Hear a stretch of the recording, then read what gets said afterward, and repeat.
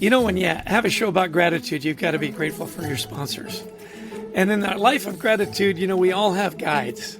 Somebody that guided us through our lives, that made us appreciate those things that we have. And that's why I'm so delighted and so grateful for our sponsor, Life Guides. Life Guides is a peer-to-peer community that helps people navigate through their day-to-day stressors by providing a place of empathy, listening, wisdom, and support with a guide who has walked in your shoes, experiencing the same challenge or life experience as you. A true life guide. And because you're listening to our gratitude podcast, if you go to their website, lifeguides.com/schedule a demo and add the code HEALTHY2021. The code is HEALTHY2021 in the free text box. You'll get 2 months of their services for free. 2 months for free. So sign up, show your team you care, get a life guide, be grateful for those guides in your life, as I am grateful for our sponsor, Life Guides.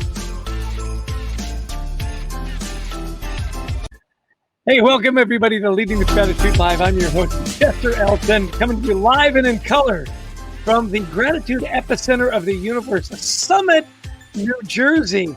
We've been on hiatus for 2 weeks. It's great to be back. We love our gratitude community. So thank you for giving us 30 minutes of your time. We say, look, give us 30 minutes. We'll give you great information, great inspiration, and a roadmap to a life of gratitude at work and in your personal life. And of course, we're being brought to you by the wonderful people at methodsof.com. They are just amazing. And if you're looking to do any kind of online production, there's only one guy that you should talk to. His name is Brent Klein. We're going to throw up his information. And Brent just told me we do not have his contact information. And we'll put it in the bottom third so that you can contact him later. But they do a fabulous job. Hey, we're broadcasting live on LinkedIn and Facebook and YouTube. We've got a wonderful guest to introduce you to today. He is beyond interesting, and we're going to give him a bigger runway and a bigger introduction than most of our guests because there was nothing in his bio I could cut out. His name is Warwick Fairfax. He is really interesting. Let me tell you a little bit about him as we run a little B-roll here.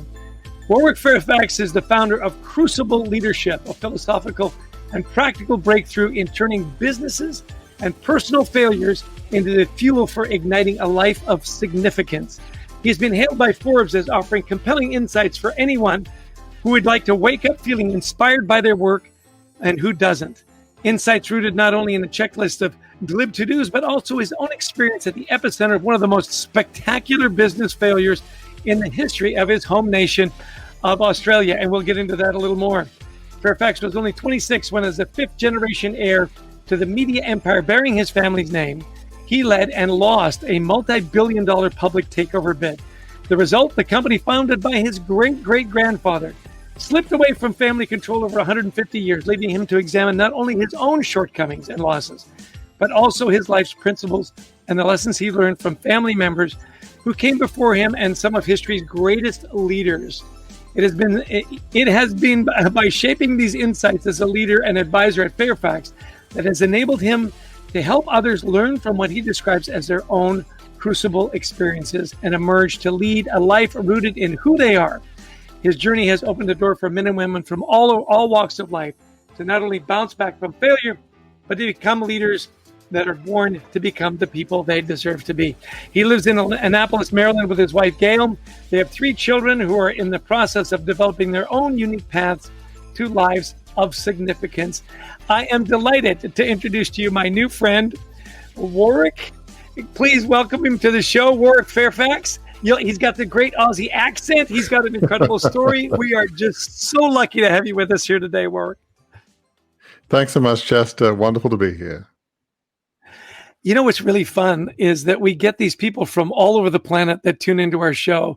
We've got Kobe from South Africa, Ashvik from Pakistan, Joseph from California, Miguel from Mexico, Pramila from Nepal. So it's really an international audience. And I know that you lived in Australia, you live in the States now, and you're a bit of a globetrotter as well. But, let's get into this because we've only got 30 minutes and I know it's going to go by really quickly. the linchpin to your Crucible leadership brand is that setbacks and failures aren't the end of your story. And so many people, when you come up, particularly against a big failure, you tend to think that defines you for the rest of your life. And yet you say that, look, these Crucible experiences are something that can really launch you into a better life of purpose. So walk us through the process and a little bit about your Crucible moment. Yeah. Well, thanks so much, Chester. Really appreciate you having me. Yeah, for me, as you outlined, my crucible moment was being the heir of a 150-year-old family, media dynasty, massive company, had the equivalent in Australia, the New York Times, Washington Post, Wall Street Journal, massive deal. Launched this takeover, a variety of idealistic reasons. I felt like the company wasn't being well run, wasn't being managed along the ideals of the founder. 3 years later, after the $2 billion takeover, the company goes under. So my whole purpose in life was to try to, resurrect the company, be a good steward. I did my undergrad at Oxford, worked on Wall Street, got my Harvard MBA. So I was doing all of that. And then it all ended. So it was sort of my purpose in life was gone. And so it was a shattering crucible, not just so much because of the money lost, because money's never been that important to me, but it was more the letting down my parents, my ancestors, even God. I'm a person of faith. So in terms of my self-esteem, it was crushing.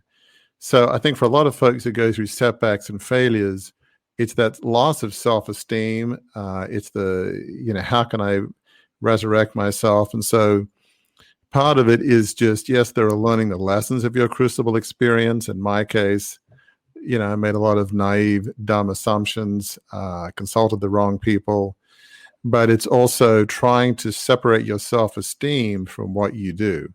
That's often at the crux of it. If you have your self-esteem based on your promotion or your business, when there's a failure, it's just going to make that doubly worse. So that's probably the first step is separate your self-esteem from what you do and, leverage your crucible experience. Sometimes, we talk about pain for a purpose. Sometimes there's something in your crucible that can be leveraged in a way to help others. And when we focus on others, that's certainly a key part of healing too. So yeah, just a couple of thoughts. It's interesting as I was researching your story and watching your videos and so on.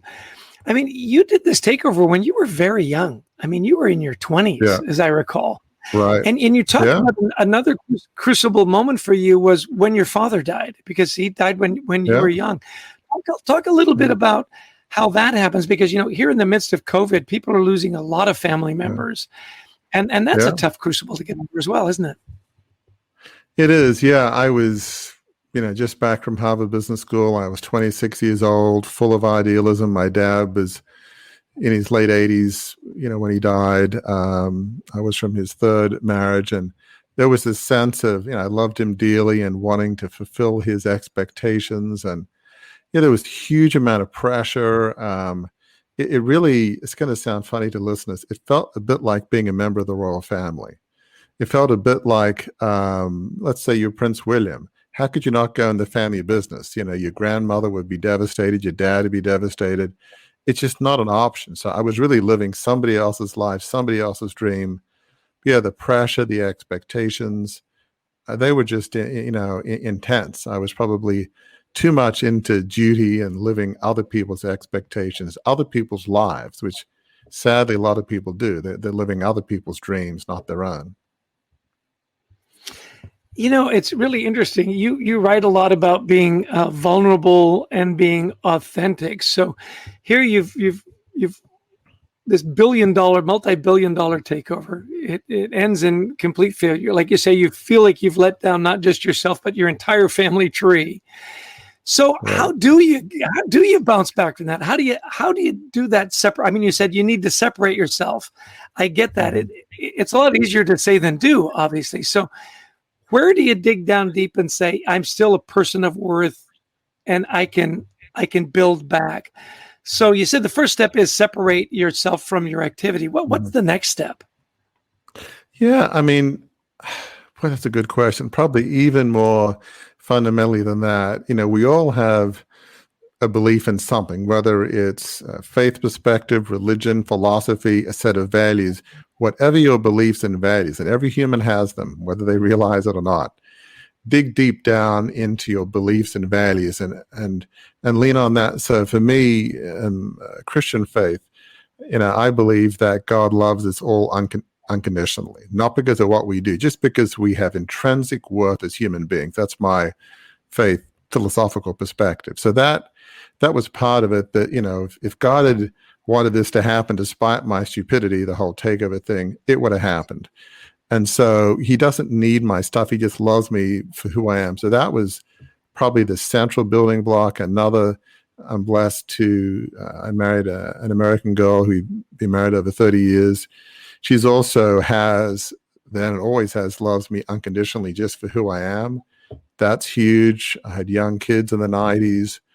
And then I began to find things I could do that were more in line with my gifting. I'm basically a reflective advisor at heart. So little bit by little bit, I had a job doing some finance and business analysis for an aviation services company. I went on to do coaching and then moved on from there to Crucible Leadership. So, but it all starts with your values and beliefs. Just lean on that we have intrinsic worth just because of who we are. So that's the key foundation, I think. Isn't it interesting? We've written a lot about anxiety in the workplace and so on. And clearly going through those crucible moments, anxiety is pretty high. Mm-hmm. What you just said really rang true with me about this idea of that you're not alone, right? That you had your faith, you had your wife. Mm-hmm. And it is really important, isn't it, to reach out to those people that do love you unconditionally to help you build back. You also talk about great personages in history. You strike me as a bit of a history buff, those great leaders. Yeah. How did the study of those great leaders help you build back? Boy, yeah. I want to answer that earlier question because it was what you said was so important. Is we often feel like when we go through crises that we're all in it alone. I mean, find people that love you for who you are. If there are people that want stuff from you, you might want to find some other friends. But it's just, as I was going through that, and still to this day, we all have our bad days. I'll say to my wife sometimes, I'm feeling anxious. I'm even feeling angry. Why? And those who love us, they know why. And, that's often been helpful in close friends or colleagues that give me advice. So that's huge. I think, yes, I mean, we can learn a lot from history. Probably one of my favorites and many listeners' favorite is Winston Churchill. He's somebody that he made a lot of mistakes, but he had perseverance, in part because of his own political miscalculations.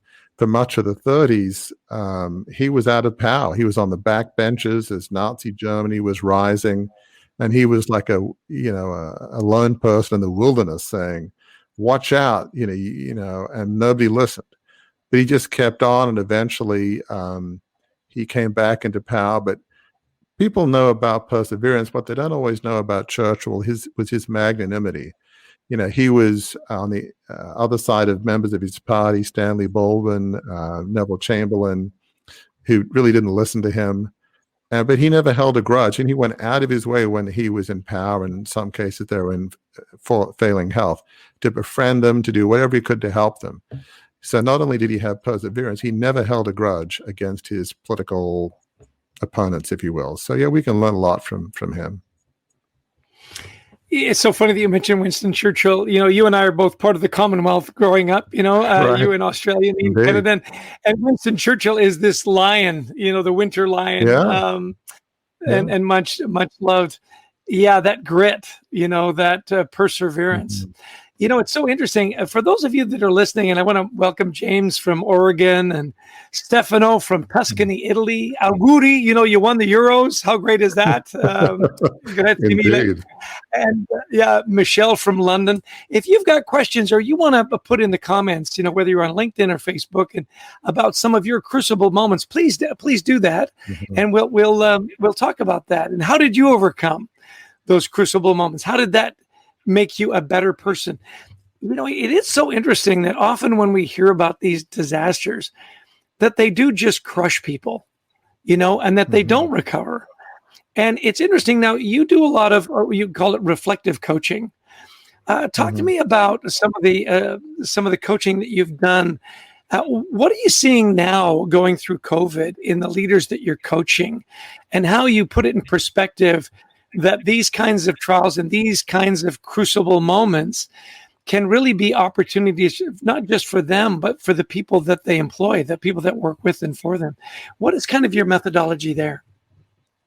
It's interesting. Maybe I'm more of a archaeologist, but I think of this example is that in the podcast we have Beyond the Crucible, I think this will get to your question. We've had people from every kind of uh, crisis. We've had a Navy SEAL that was injured in a training accident. We've had victims of abuse. People have lost businesses. People of every background, every race, nationality. And there's commonality amongst all those stories. And I think the commonality provides really the roadmap is when you face a crisis, whether it's a physical injury or loss of a business, you face a choice. You can either hide under the covers, feel sorry for yourself and say, no, this wasn't right, this wasn't fair, and be angry for the rest of your life. And in some cases, you have every right to be angry and bitter. Or you can say, you know what, it wasn't right, but I'm not going to be a victim. I'm not going to sit here. I'm going to move on and I'm going to somehow leverage my pain in service of others. That is the secret sauce, if you will, is when you use your pain to help others. Every person I've ever known that bounced back, without exception, has done that. If you're a victim of abuse, they will often try to help others who've been victims or who try to avoid, abusive situations. So it's using your pain for a greater good in service of others. That's probably the single most key to really long-term getting out of a crucible. But it all begins with a choice.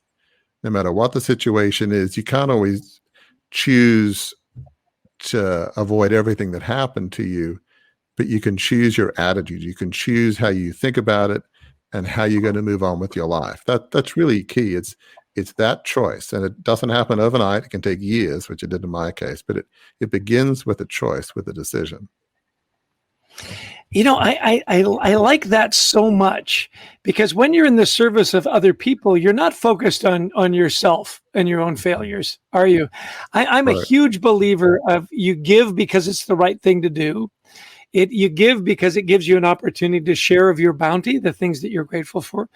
More than anything, though, and I'd be interested in your input on this. And this was advice from my dad. He'd say, Hmm. give because it's the right thing to do, and don't keep score. Talk to me a little bit about, there's giving and then there's giving, right? There's giving to get, and then there's just giving to give. Tell me the difference. Yeah, I think you live your life based on your values and beliefs. It's a lot harder. We all have beliefs, but living them is a massive challenge, I've got to say. And so if your attitude of giving, like I'm giving because I'm being given so much by my creator, or however you want to view it, you're doing it out of gratitude, frankly.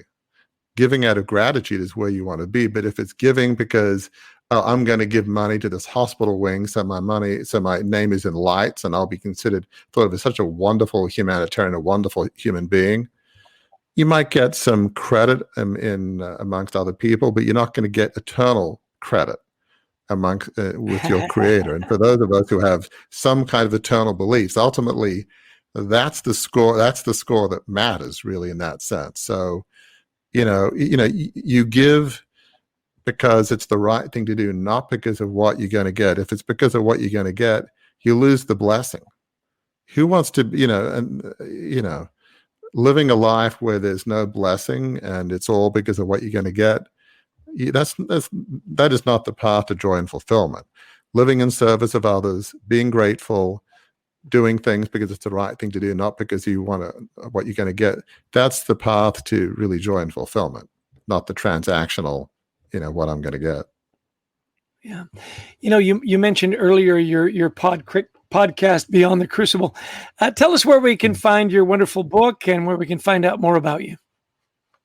Yeah, well, I have a book coming out October 19, which will be available on all major platforms.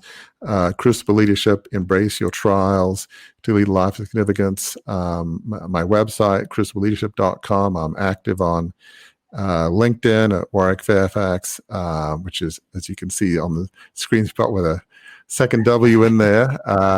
And then on Facebook on Crucible Leadership. So yeah, I'm active on all those places. Excellent. So your book comes out in October. You'll have to come back and be on our show for your book launch. We'd love to help you launch that as well. Wow, that's very kind of you, Chester. So thank you. It's really interesting. You're very open and honest and very transparent about your faith in a time where a lot of times it's a little dangerous and maybe not politically correct to talk about your faith, and yet you do it very freely. Have you ever had any pushback on that? It's funny, I haven't yet. I have a whole chapter entitled Faith, but I think, and for anybody of faith, whatever faith, perspective, religion, philosophy, here's the key, is don't be dogmatic, don't be judgmental. I'm, an executive coach at heart, not just a training. And I have this fundamental belief that every human being has the right to chart their own course, to pick their own faith, perspective, their own destiny. So it's not my role to live other people's lives. So in my book, I say, I believe leadership needs to be anchored in a belief and value system. It could be a major religion. It could be a philosophy, a set of values. It's really up to you. And so when I'm saying, this is my perspective, but you choose what your perspective is. If it's more from an open hand rather than a judgment and a fire and brimstone thing, then I think we live in an age where people aren't religious. People don't go to church that much, but certainly the vast majority of young people, they're spiritual. I mean, who do you know that says, I have no belief in spirituality, some universal construct, some creator? So being spiritual, I think, is totally acceptable today. It's when you're dogmatic and try and thrust your views on others, beat them over the head with the Bible. I believe that everybody has the God-given right, frankly, to choose their own path and their own perspective. So I think if you do it with that way, people don't mind. You're just sharing your truth without trying to force it on other people. That's really that's the key, I think, to me. Yeah, really well said. I have so many friends that are people of faith, and they kind of hide it. And I think people know when you're hiding something. They don't know what it is, right? They know it's something. Okay, let's get into this next part because we've got about 7-8 minutes left. Sure. A life of significance. I love that, in quotations, a life of significance. Right. You even talk about your kids finding their own path to a life of significance. So what's the first step in developing this life of significance that you talk about in your books and your coaching? Yeah, I mean, just to define it, it's really a life of significance in my mind. It is a life on purpose dedicated to serving others. That's, to me, the definition. So often the keys to a vision that will lead us to a life of significance is found in our crucible experiences. So maybe if you've been abused, you might say, you know what, I don't want anybody to go through this. So you might start an organization to help folks that have been abused. I mean, it's really, our pain is often the source, our darkness can be the source of the light. And so, a life of significance in service of others, it's got to be aligned with your gifts and your wiring. It's got to be something that you're off the charts passionate about. You feel like the world would be a better place. The world needs this because life is hard. And, to enable you to persevere through all of that, you need to really believe in what you're doing. So it needs to be in service of others, but it needs to be linked to your fundamental beliefs and values, your wiring, and a vision that will serve others. So that's really sort of the key ingredients to finding that life of significance and leading it for yourself. And so what are some of the service that you give in your family, in your life? Well, I mean, beyond what I do with Crucible Leadership, I'm an elder at my church, which is a non-denominational evangelical church in Maryland. I've been on the board in years gone by of my kids' school, which is a Christian school. I try to be faithful in what I'm, giving. So beyond crucible leadership, I try to live, and I tell my kids, I believe in my book and what I'm doing, but every part of my life, I've been over the years on the elder board of my church, so I've been a lot involved in strategic planning and governance, and just try to use my gifts in areas that I feel I can help others. So that's kind of how I sort of live it out for me. Yeah.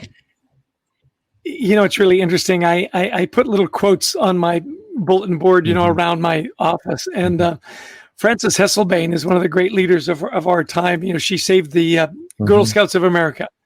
And her famous quote is, "To serve is to live." I can't tell you how big a fan I am of your work, that you say, look, if you're in hard times, go serve. Don't dwell on you. Get out of your shell and go serve. Adrian Gostick is my co-author, and we just finished a book on anxiety in the workplace. And I love in your introduction, you said, if you're waking up and you don't love to go to work, let's work on that. Let's figure out a way for you to have fulfillment at work and at life. I know that you've, dealt with a lot of young leaders. You've got young kids. We're seeing this rise in anxiety. What advice have you got for people out there that really are suffering from, whether it's because of COVID or a life experience, that anxiety? What are you seeing out there, and what advice are you giving them? Yeah, I'm reminded of somebody we had on our podcast, Chris Tuff. He wrote a book, The Millennial Whisperer, and he analyzed what is it that young people are looking for. And it's purpose, it's vulnerability, it's meaning.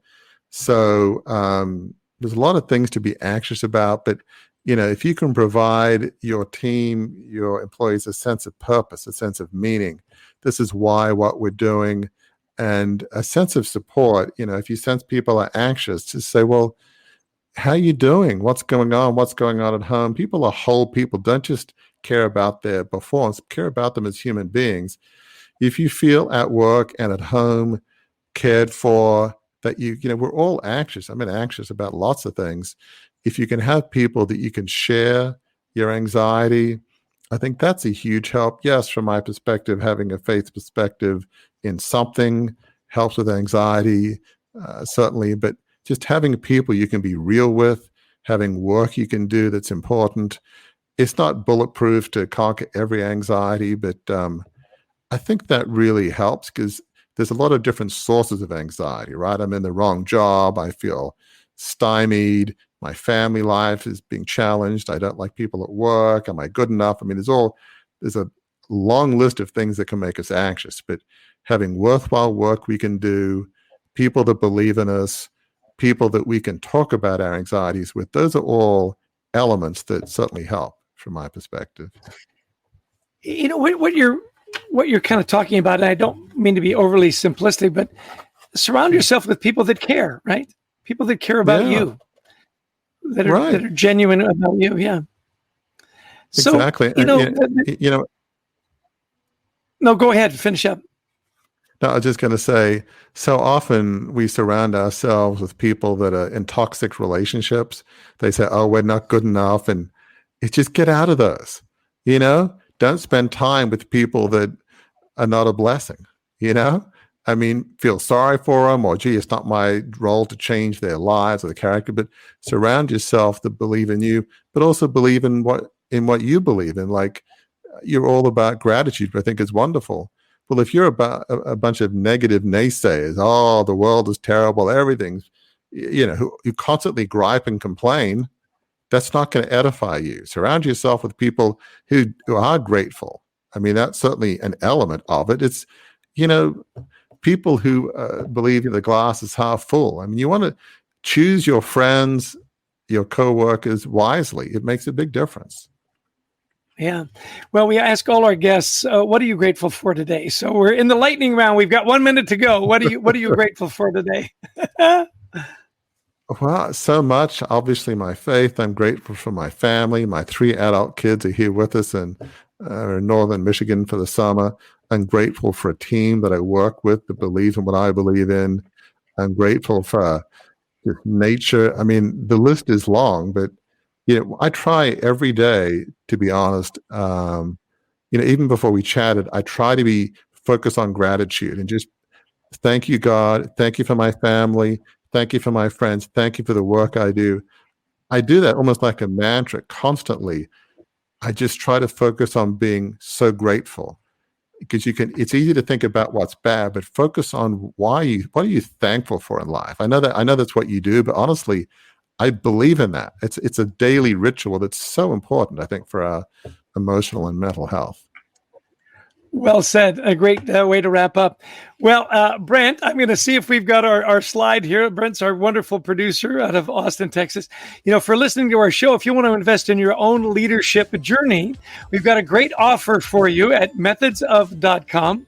Just put in the, as you check out, Gratitude 2021, and you'll get a 50% discount. Gratitude 2021 at checkout. Go to methodsof.com. There's all kinds of great courses on there. And we're delighted that you spent 30 minutes with us today on a roadmap of gratitude at work and at home. I want to thank Brent Klein, who's our wonderful producer. I want to thank Christy Lawrence, who gets us these amazing guests. She's out of Atlanta, Georgia. We have a great gratitude journal on LinkedIn. Follow us there. Please check out our books on Amazon and everywhere good books are sold. Leading with Gratitude, our latest book, Anxiety at Work. We've got all kinds of free stuff for you there for a better life. And there's Christy Lawrence. Give a wave there from Atlanta, Georgia. We have a tradition. We dance it out. So bring up the music, Brent. We'll see you next week for another edition of Leading with Gratitude Live. We'll see you next Thursday, everybody. Come on, you can do it, Warwick. Seriously, we're horrible at this.